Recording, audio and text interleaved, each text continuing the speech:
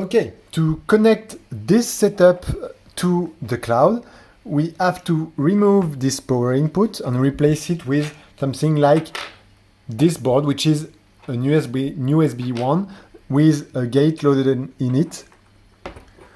To make it simple, I'm just gonna power this entire network using this USB.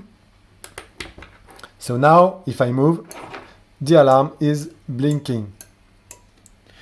Okay, now I can share with you my screen of my computer.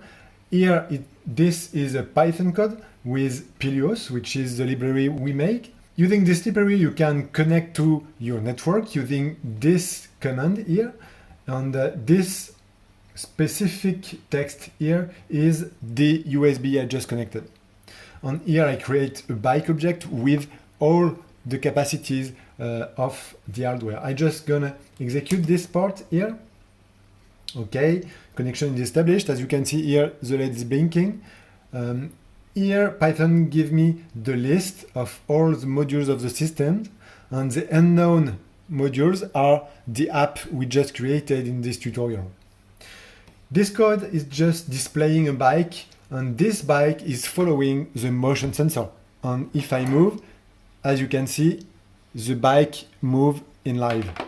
And of course, the embedded application still running exactly the same. Now I can just take the control of the entire network through this Python code. For example, I can fake a push of this button and activate the start control app using this kind of command here. I use the bike object and I get the start control app and I change the state to false.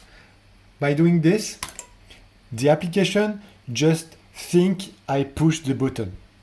And of course, if I push the button for real, the app gonna switch the state of the LED.